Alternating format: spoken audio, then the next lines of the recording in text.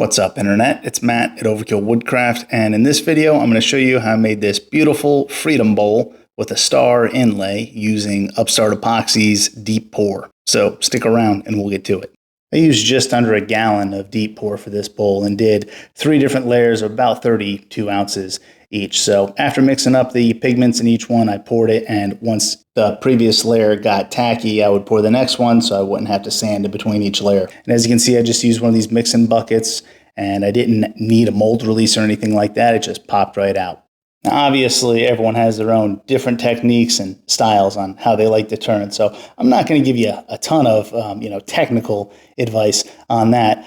But I chose to use my carbide scrapers here, and if you are going to use carbide scrapers, I would highly recommend having a negative rake on them, because turning epoxy is not like turning wood. It will catch a lot more easily, and when it does, the results can be pretty devastating. So I was switching between a few of my cutting lathe chisels, if you will, such as the paring tool and the skew chisel. But just go ahead and take your time and follow the fundamentals, and be prepared to clean up a huge mess afterwards.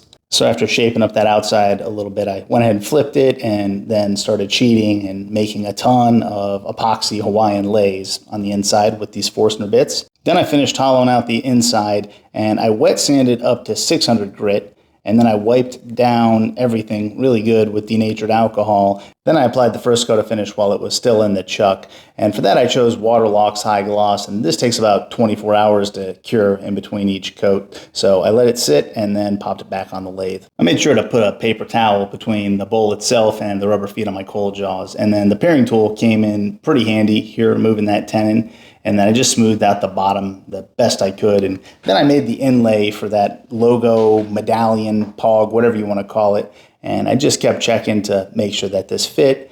And then I sanded the bottom of the bowl to 600 and popped it off the lathe. And here's where it's at right now. As you can see, it's looking pretty good. So I went ahead and applied the finish to the bottom of the bowl, let it sit 24 hours. And with that finish, you should really buff in between each coat and wipe down with denatured alcohol. So I did that, and then I applied one more coat of finish and let it sit for another 24 hours, made sure to get into that recess. And then I just used some Starbond to adhere that logo, which I engraved with my laser on some black acrylic. And it worked out really well, because the bottom, as you can see, I was able to get it just thin enough to where, it'd be strong enough for the bottom of the bowl, but it was also thin enough to where the blue epoxy was almost transparent, so you'd be able to see that star. And I'm really happy with these results. So I hope you found this video helpful, and I hope to see your version of this soon. Take it easy.